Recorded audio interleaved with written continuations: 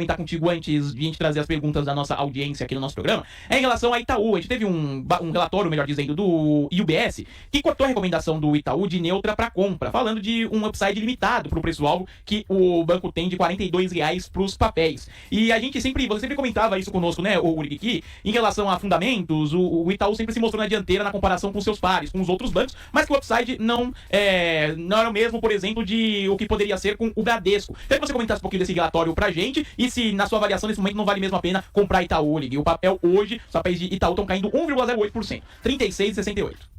Perfeito, acho que é o tipo de discussão que a gente adora fazer aqui, que é ver o retorno, né, sobre o patrimônio dos bancos, é ver o crescimento desse retorno ao longo do tempo e comparar com o preço patrimonial, o preço-lucro, que são os principais múltiplos que a gente gosta de olhar para poder comparar retorno, né? E aí, a partir do momento que a gente consegue enxergar o Itaú a 2 vezes book, você teria que ver o Itaú com ROI de 25%, 26% para pensar em um upside relevante no curto prazo. E aqui, é claro, o UBS ele traz uma recomendação neutra para justamente esperar ou o Itaú corrigir ou os resultados continuarem em linha como eles estão, para no próximo ano você ter a redução do patrimônio, né? E você ter naturalmente a melhora do múltiplo, ou seja, o preço patrimonial cair para você mantendo constantemente o teu retorno sobre o patrimônio, o papel ficar barato de novo, poder ir para compra. Mas, mais uma vez, no curto prazo a gente não consegue enxergar upside, e não só no Itaú, mas quando eu olho para a BTG Pactual também, eu vejo exatamente a mesma coisa. Assim.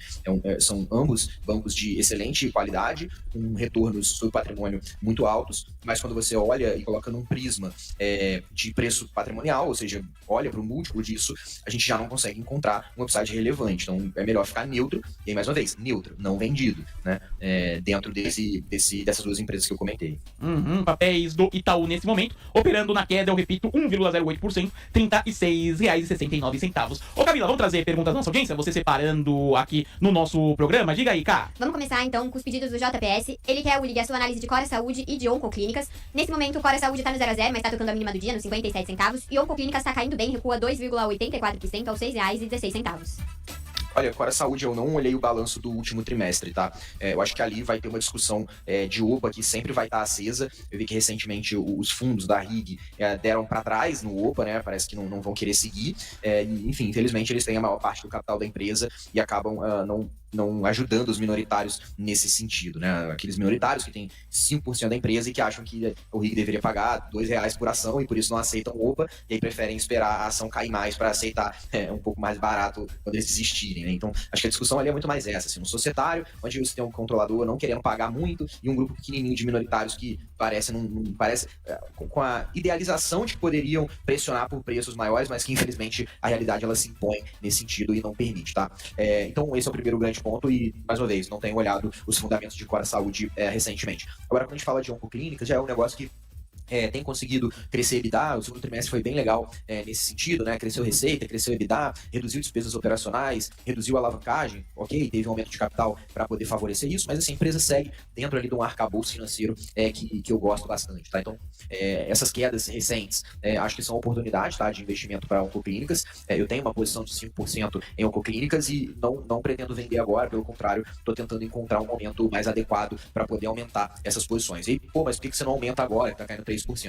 Basicamente, eu olho para o mercado agora com mais ceticismo, né? Porque a gente tem uma proximidade do início de corte de juros lá fora, a gente teve um rally muito forte aqui na Bolsa Brasileira, então correções são totalmente naturais.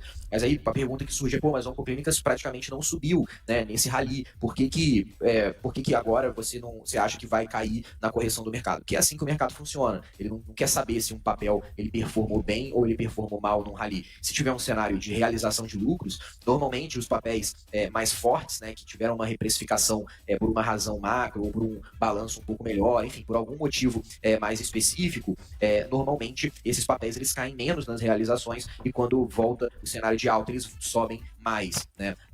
E no caso das empresas que elas ficam para trás no rally, normalmente nos cenários de correção elas continuam caindo nesses cenários, ou seja, é assim que as pessoas acabam underperformando durante muito tempo os índices, né? Comprado em coisas que sobem menos durante os rallies e caem mais nos processos de correção. Oncoclínicas, nesse momento, está configurada dessa forma, e aí, mais uma vez, é por isso que eu não aumento minha posição, fico com meus 5%, já foi 15%, já foi 10%, 5%, vocês sabem que eu gosto de ter posições pequenas no portfólio, e em momentos que eu julgo serem mais oportunos, eu aumento essas posições ou diminuo a depender do cenário que eu venho vislumbrar. Então, no geral, gosto de oncoclínicas e Cora Saúde parece que a composição societária impede um investimento com um tamanho maior de mão, tá? E chegou um outro pedido sobre bancos, Ulig. Estava comentando agora há pouco sobre Itaú, né? O Origin pediu para você analisar Banco do Brasil, que hoje também é um papel que cai bem. Banco do Brasil está recuando 2,38% aos R$ 28,02. É o segundo papel que mais tira pontos do Ibovespa, Ulig. Bom, eu não vi nenhuma notícia específica, tá, para Banco do Brasil no dia de hoje. Me parece muito mais uma correção generalizada nos bancos, né, e nas empresas do setor financeiro. E Banco do Brasil acaba indo junto nessa toada, mas não vejo nenhuma razão específica, além dessa correção do setor financeiro e de toda a Bolsa, né, de uma maneira geral, como um fator que proporciona essa correção também Banco do Brasil. Vamos lá, então, para os próximos pedidos. O Helder disse que comprou CEMIG, Ulig. Então, vou pedir para você analisar o papel. E hoje o ativo, só dá uma olhada aqui na cotação, o ativo está avançando 0,17% aos R$ 12, Ulig. Bom, CEMIG apresentou resultados muito positivos, tá? É uma companhia que tem conseguido gerar muito valor ao longo dos últimos anos, e apesar de ter apresentado resultados positivos, com crescimento de receita, crescimento bastante relevante de lucro, mostra ali uma alavancagem operacional no balanço da CEMIG desse segundo trimestre, é uma empresa que ainda está com múltiplos muito baixos. Então a gente está falando de CEMIG a cerca de 6 vezes preço-lucro, com retorno sobre patrimônio de mais de 22% e negociando ao múltiplo de 1,3 vezes o preço patrimonial. Ou seja, me parece, né, uma companhia muito barata ainda, mesmo depois desse forte rally de alta.